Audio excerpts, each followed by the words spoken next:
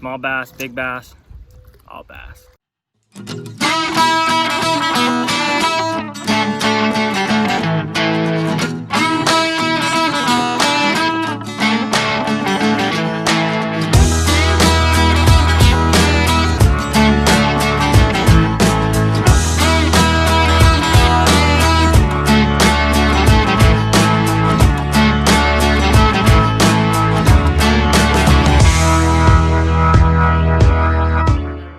Know what it is. It's Mitchell with FishNTalk. Today I'm going to be talking a little bit about the crippled worm, how to put it together, and why I like to use it. Crippled worm is very simple. First, you're going to get your flavor of worm. The reason I like to call them flavors is because when you go and buy them, some of them are named watermelon, pumpkin spice, caramel ice cream latte, stuff like that. So I like to call them flavors. So go get yourself some flavors. This is my personal favorite. It's the pumpkin spice. So super easy to put it together. You take your worm, you take the pointy side and put it in the Wacky tool, and you just push that O-ring up. So as you can see the O-ring right there, and you just push that O-ring up. I like to put it right in the middle of the worm somewhere. You can kind of put it wherever. It just kind of depends on where you're fishing. If you're fishing deeper water, you might want to move it closer to the weight so that it drops faster or farther away from the weight. Just kind of depends on what you guys are doing. Next, I get a little bullet weight or a little screw weight, and you throw it into the flat side like so. Like I said, super easy to set up, and that's why I like to use it so much. Is it's so easy and so simple to set up. So little people actually know about this. In fact, most people I fish with, I put this thing on, they're like, what the heck is that? It's the crippled worm. What do you mean what it is? The crippled worm, what? Why do you call it the crippled worm? Because when I throw this bad boy in the water, here's my pull tip. Let it die, let it die, let it die. Let it die, let it die, let it die. What's going on in the water is, it's going like this. Die. Let it die, let it die, let it die. Now the reason I like to use the crippled worm is bass, just like everything else, they have instincts. So with bass, when they're sitting on their bed, doing whatever, sometimes they don't want to go after something like this on top of the water that's 10, 15 feet up. Or something that's making a lot of noise like my plopper, my frog popper. Or even something like this that might go right in front of their bed that kind of resembles a bluegill or a smaller fish. They don't all the time want to go after something like that. But instinctively, if you throw something that's hurt or wounded, in their mind, they see that as easy prey. It registers as that's easy food. That's food I don't have to work. I don't have to go after that fat, healthy little fish, or that little mouse on the top of the water that's frantically trying to get away, or that popper frog that's making a lot of noise that I don't like. It's a crippled, hurt worm, or a crippled, hurt snake. So they don't have to do as much work, which is why a lot of the time I like to throw these things, because instinctively they have to go after it. There's a lot of baits out there, I wish I had a couple, but there's a lot of baits out there that will resemble fish. They'll go in these weird diagonal, weird patterns, and it's basically the same concept. The thing that I find with those kind of fish is the bass still has to go after the fish. Whether a little worm, super easy. They see it. When you watch the video, you'll see. Sometimes I might do it 1, 2, 3, 4, 5. 5 different times I'll reel in my slack. Maybe I'm not going to get a fish. Boom! Slammed by a fish. And that's just kind of how it goes. Is the bass will see it. Fall. Okay, what's going on here? Fall. Fall. Fall. And they see that and they're like, oh, I have to go get this. It's too easy not to go get. And they just slam it.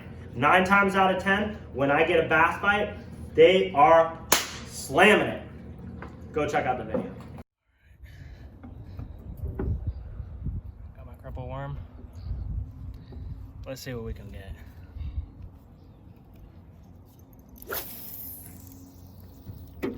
So when I am reeling this in, a couple different techniques you can use.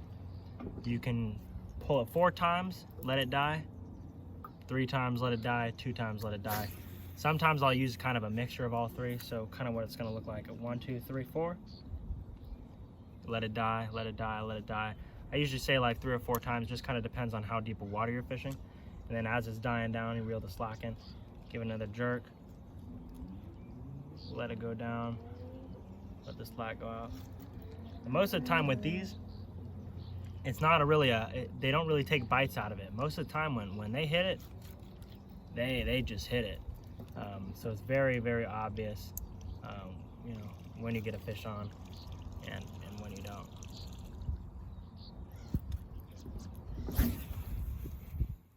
Yeah, first fish of the day. Oh yeah, catch more fish, baby. That's what we're here for. Yeah, how these small fish just attack. Attack the heck out of it, bro. Yeah. Like at least that one was a decent size. Like, Yeah, that was a decent. Small ones, like, They take the whole boat. They moved the whole boat, dude. Oh, here we go. Oh man, got off. They're taking this thing that's the size of them. Yeah. Like I'm not using a small lure. No. You know, like, Yeah, no, you're using a pretty big size. That lure is for the big bass. you hold it up to some of these fish, and it's Half the size, if not the size. yeah. But that's one of my favorite things about catching bass, honestly. They just go Is after they just, any- bro, if you can make it mean enough for them, like if you can throw what they want. Oh yeah, look, oh man! As soon as I threw it in there, he had it. Yeah, there's a big one in here.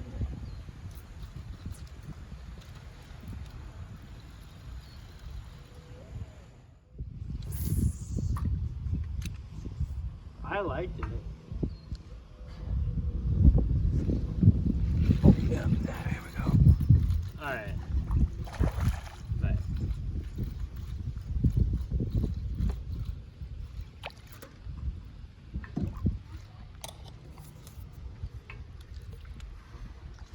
There's another one. Oh yeah, check out this one. So place we're fishing got some beavers. And check this thing out. you got one? Look at this. Look at these scars right there. Coming on this side. Look at that. Some a big old bite, big old beaver bite. Oh man, beautiful bass.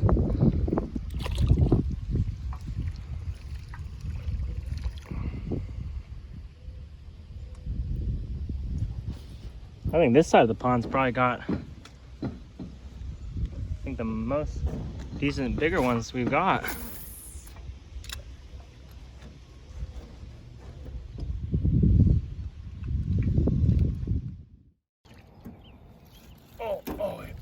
Oh, there we go.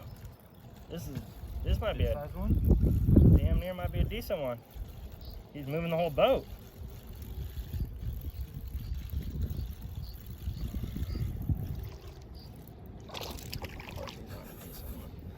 What was I thinking? Decent one? We're in the middle of spawn. There's no such thing as a decent fish right now. Come here. Come on. There, you see it? Toss it in. Got him.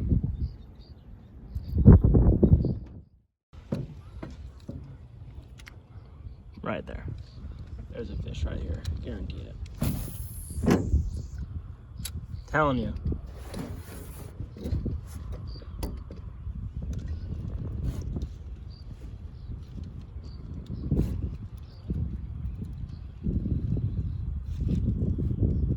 Maybe not. Surprised I didn't hook it on the first try. I know. Oh yeah, here we go. What'd I tell you guys? Told you there was a fish there. Oh, we got a double hookup. Oh, oh, that might be a monster. Oh yeah, good looking bass, good looking bass.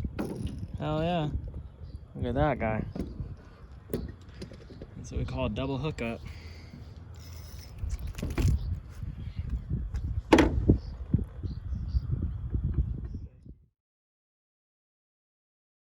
These are three main,